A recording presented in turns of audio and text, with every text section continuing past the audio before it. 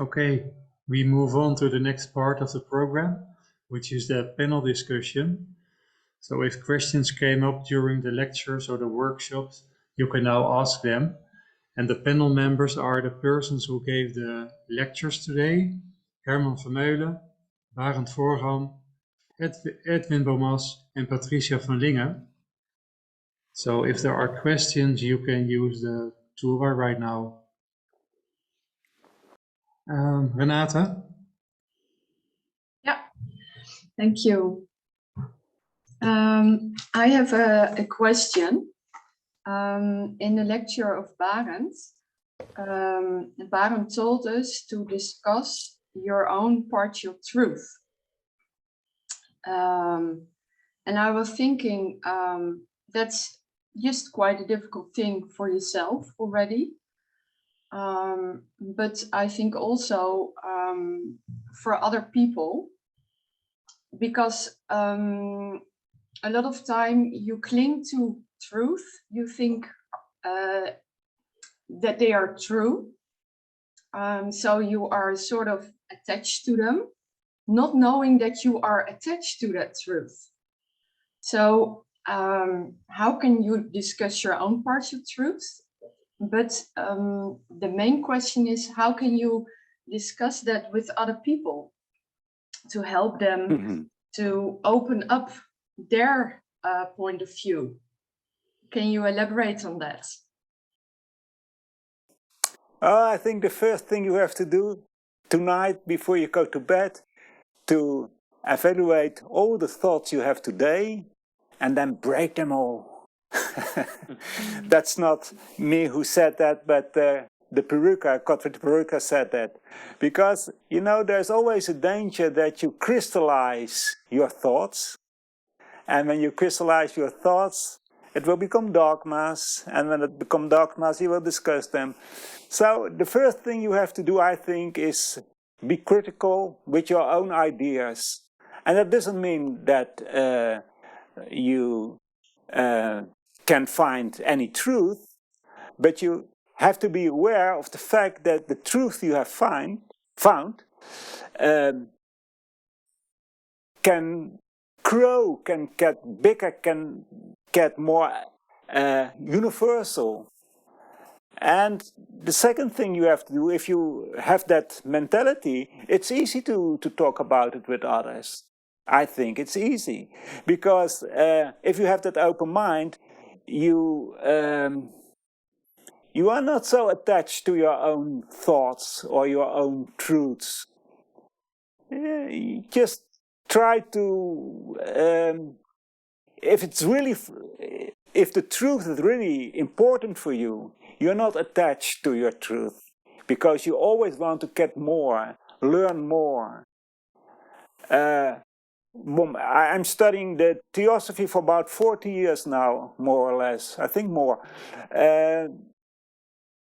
When I read sometimes a fragment of the Secret Doctrine or a book of the Peruka, I've read maybe 10 times. And I read one phrase and I say to myself, how is it possible that I didn't notice that? And for sure I read it sometimes. So there's something very new in it.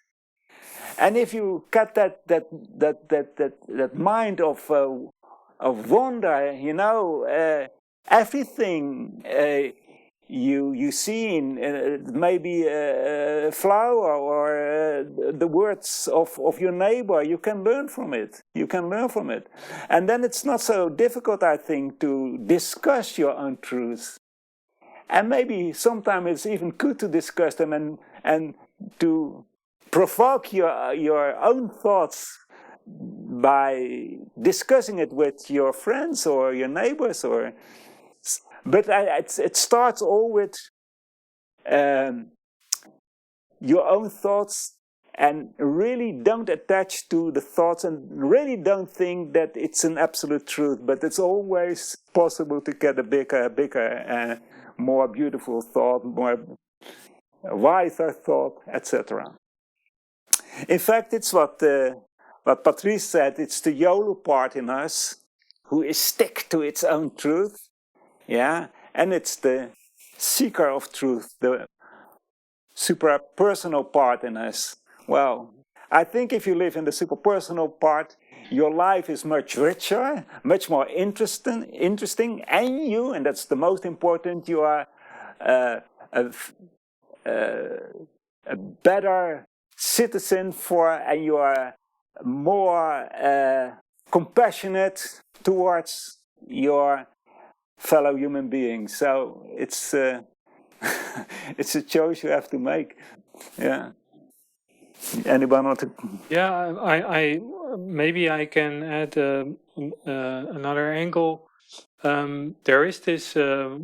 I think many of us know this story about Socrates that he hears through some other person from the Oracle of Delphi, saying that Socrates is the wisest man in Greece, in Athens. And then he goes and goes investigating that because he thinks of himself, well, I don't know anything. I don't know. I'm not the one that is really wise. And so he goes to all these people, checking if they're not really people there that are wiser than him. And then he comes to the conclusion that all these people, they think of themselves they are wise, but if he actually discusses with them, he finds out that they really don't know anything about the core of life. And he says that at least I know that I don't pretend to know or think that I know, but at least I know that I don't know. Now, many times this is explained as that Socrates doesn't know, or that Socrates, well, some people even say ignorance is bliss. You better know nothing. But I think, at least that's my interpretation, and that's an interpretation. But I think he knows that there's always more to know, that he never will reach the end to knowing. So he always discusses with people being open to more knowledge. And I think that is the great lesson there. So, and I think that as Theosophists, like Barend said, every time you turn a page in a Theosophical book, your whole idea of truth can be toppled over, and you have to start all over again. And I think that's a good thing, that we get used to that and even become, how do you say, more intrigued by it used to this process of reaching ever grander images of this boundless. Yeah, maybe also always be wondered. There's boundless things to discover. So, yeah. Yeah, I called it altijd for myself, keep your mind flexible, liquid. And know what you know, but realize what you don't know. Yeah? Thank you. Yeah, I also think that all the knowledge is, but also, and the wisdom is also boundless. So there is also always more and more to know. I see another hand is Flip. Yes, I will something add to the thoughts I heard.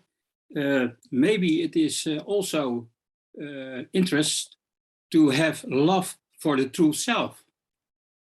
Not my true, not the true of the other, but for the true itself. And when you can start from that idea, then you come probably more to the true. We are always thinking, oh, they have needed more true, and I have something to give. But dat kan also een danger idea zijn. Yeah? Dus I think, most of all, we have love for the true itself. What Barend said and the other, not true is, but there's something what I will add. Now, when you speak of my truth or your truth, in fact, you are on the wrong way. Because there is no such thing as my truth. No, there is truth. And I have a vision on it. And that vision is imperfect, because I'm not perfect. So if I have that mentality, and it's what Herman said, and your flexibility, because you know it can grow, it can, etc. Maybe you can come to the conclusion, if it is really true, it is by definition impersonal.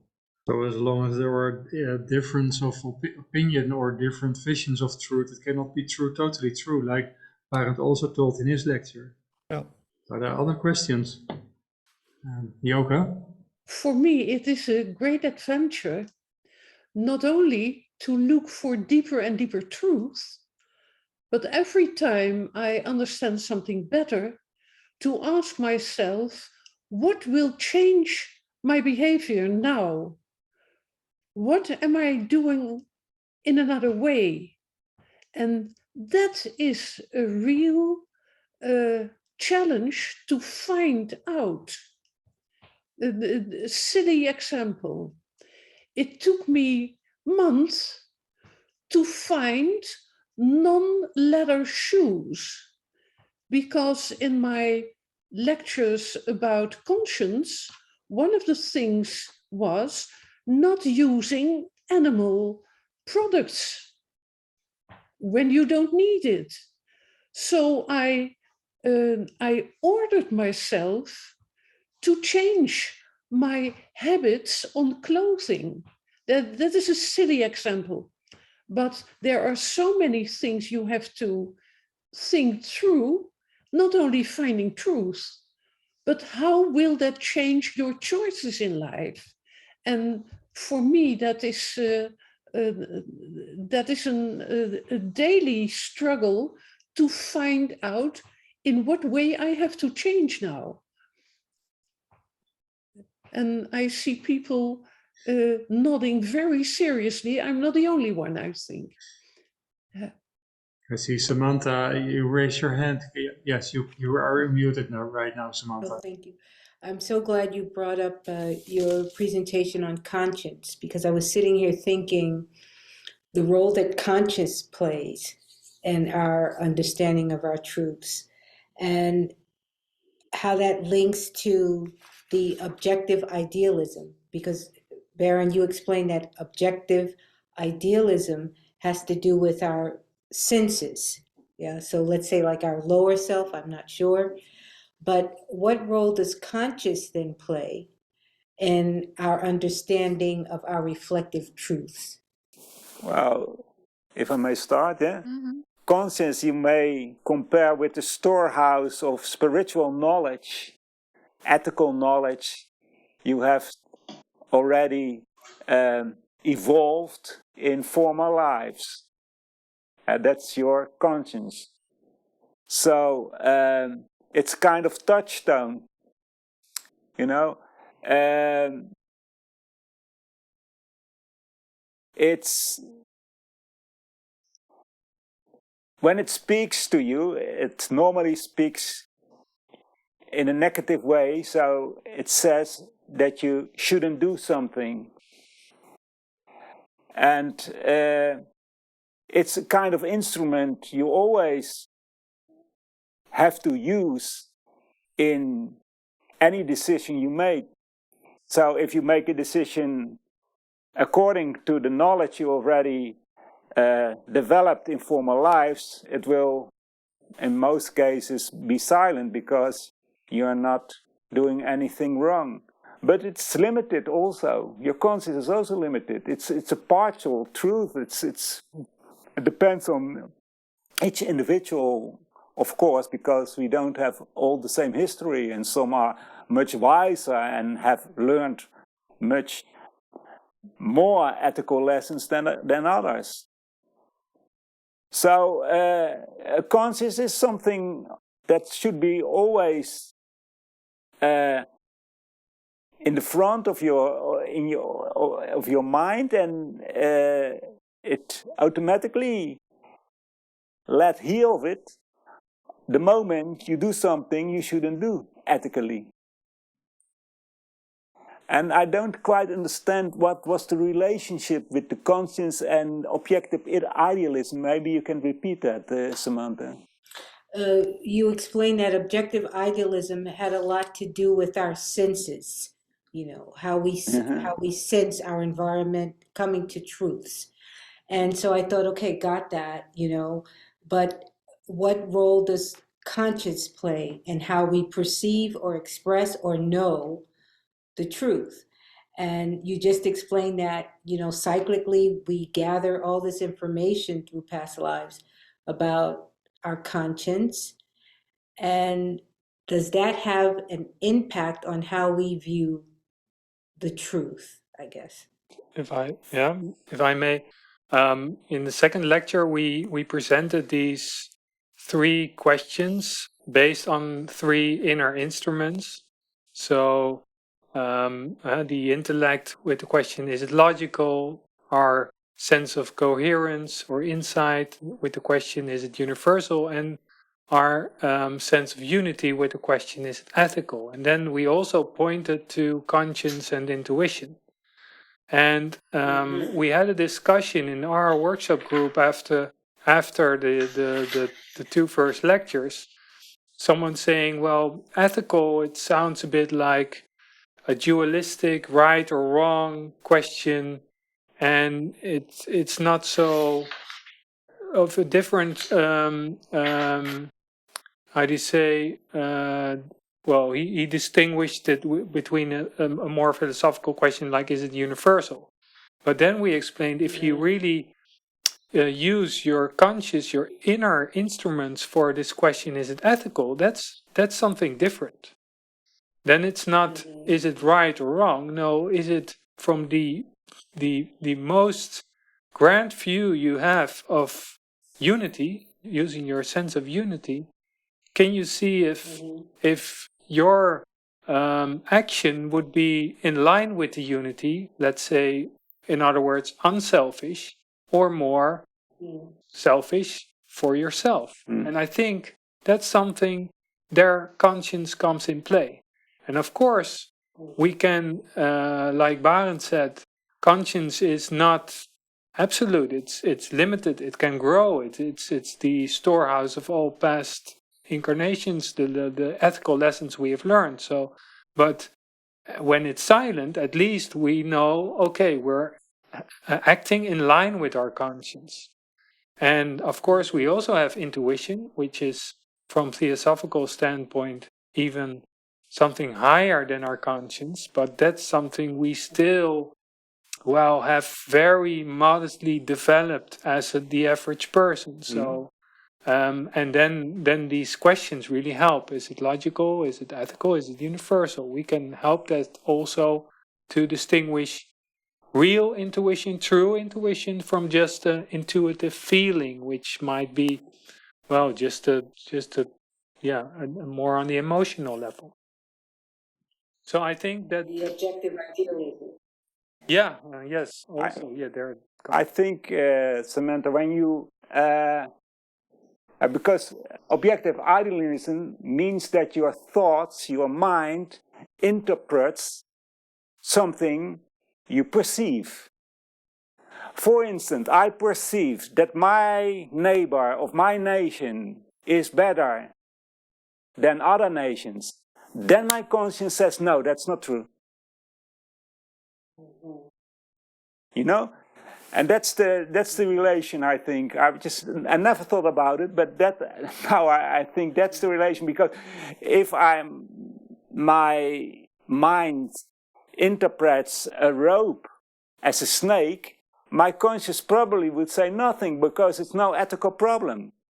But when my interpretation of my senses is in such a way that it's not ethical, and I've learned that ethical lesson in former lives, then my conscience will say, stop, it's not good. Thank you. There is one aspect I think we should take in account as well, and it makes it a little bit more difficult, is that if your conscience is not reacting, it can mean it is in line with your previous lessons you have learned, spiritual lessons you have learned, or it is a new lesson you have never seen before. And there is the challenge, and then you need the other part, what is, let's say, also very important. Can you have inspiration? Inspiration means that can you have input from the higher part? There's not your own self lessons from previous life, spiritual, but let's say the part the higher part where you are a subset or a subpart of, yeah? And so that is another thing. So that means that if it is new, then we need time to consider and try to test it. And then the 3 questions are very valuable, yeah? Okay, thank you. I think the next is Joanna. Can I react on this? Because in the 4 lectures on conscience, because of lack of time, I never inserted the enormous amount of literature, especially from Godfried de Perrucker, on freedom of conscience. And what he says is that within the Theosophical Society, whenever you find a new truth, you always have to use your conscience. And Barend said touchstone, but I always say a glass plate, and that diamond you found in the form of a new truth, you have to scratch on the glass plate. And if it proves not responsive, if it says that it's not a diamond, do not accept it and see it as an hypothesis until your grown conscience says, okay, this is ethical. Yes, and Godfried de Perrucker even says, whenever I tell you something and your conscience doesn't accept it, follow your conscience and try it out. And then after a certain time, you always can recognize it as a truth with your conscience. And freedom of conscience is very precious in our organization for this reason. So never accept any truth while your conscience hesitates. And that's a rule in theosophy. I didn't invent it. I read it in his explanation. Does someone in the panel want to add or react on it? My conscience says that it's not necessary. Yeah. Well, I think what you say, Joanna, is in any way very important to avoid that things become dogmatic in you. Are there other persons who want to have questions for the panel or something to add? Okay, then I think we can close the panel. Thank you all for the questions and the answers that are given. So we are now coming to the end of this symposium and to the closure of it. We would like to thank everybody for their participation. And I think we had a very good day. And before we close, I would like to say that the presentations of today can be found back on the YouTube channel. Thank you all for participating. And as Erwin said, we hope to see you later in our activities or next year on the symposium again. Goodbye.